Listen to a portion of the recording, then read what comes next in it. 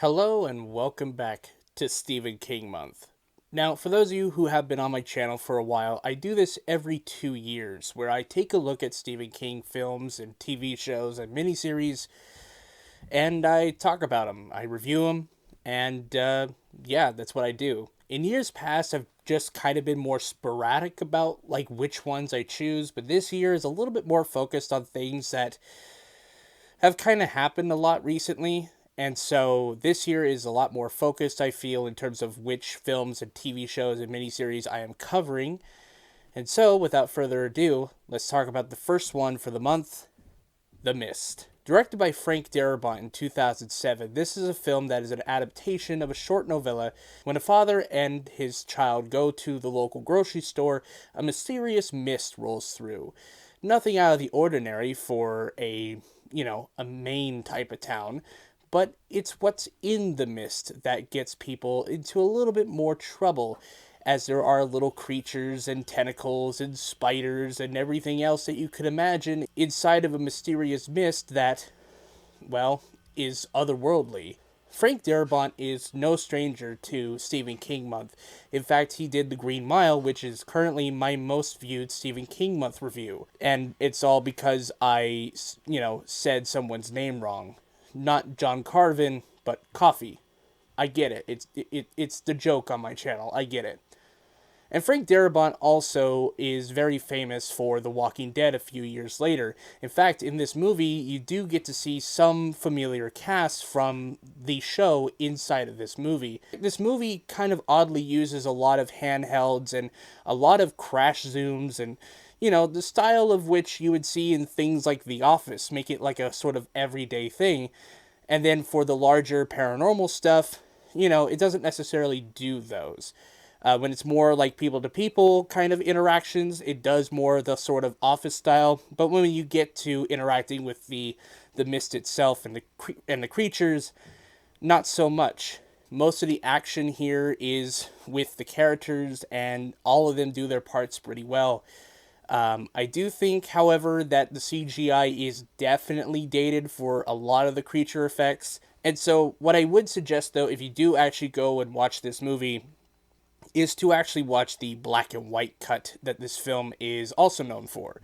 The black and white cut actually adds a little bit more to the mystery of this whole entire movie from the get-go, and also disguises a little bit some of the mistakes with the CG.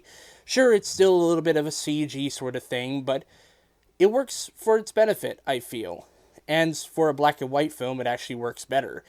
The colorized version, not necessarily my cup of tea, but the reds are definitely there when you do see blood. It works pretty well. For the most part, though, this movie it's short, but there's not a lot I can really get out of this movie.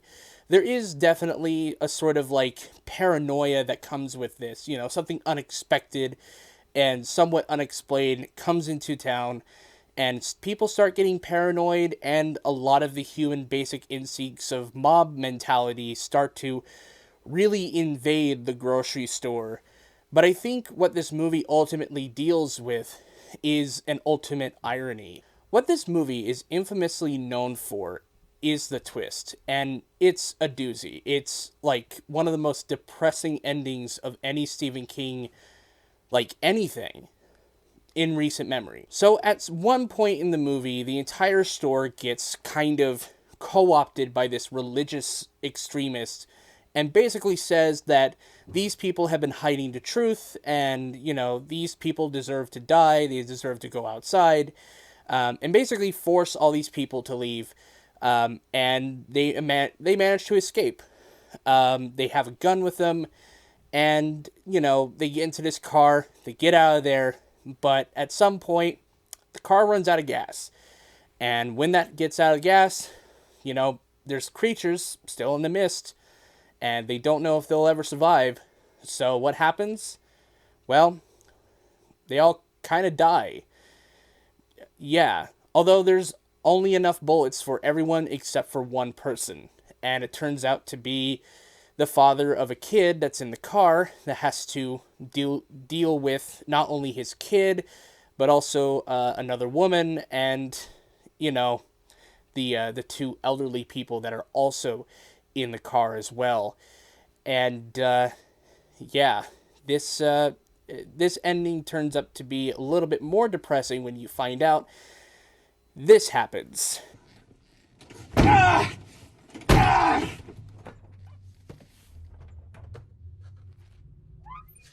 Come on!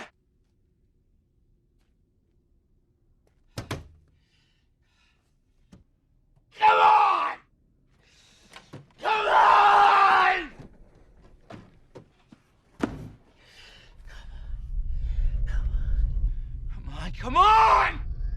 Come on! Come on!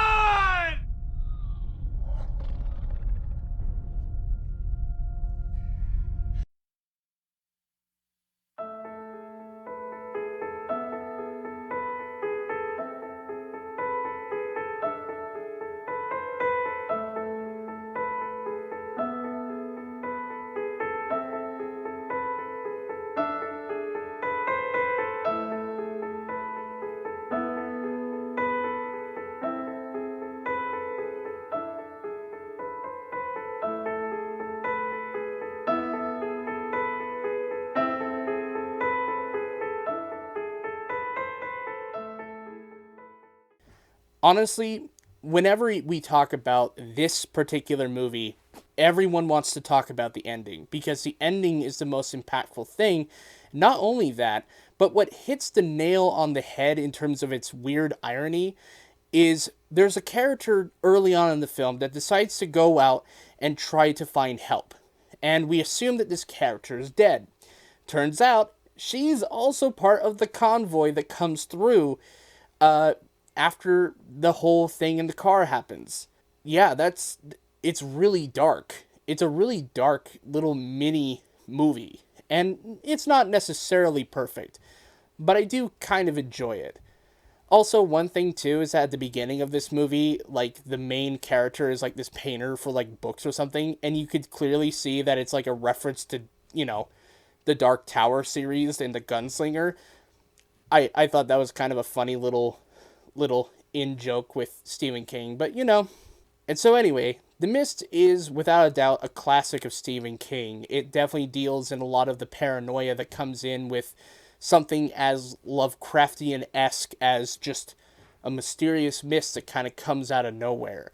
It's a film that really preys off of that paranoia of this collective mob mentality, the ideas of these otherworldly creatures just coming in and ruining everything. It's just there. But the ultimate thing to come out of this is just depression and sad because of that ending. And it's an ending that truly is memorable outside of a film that's just, in my opinion, kind of a standard movie for King. It's a classic, don't get me wrong. It's just not necessarily my favorite movie outside of that ending. I'm going to give The Mist a B+. Thank you guys so much for watching the first episode of Stephen King Month. Next week, we'll be talking about a haunted hotel room.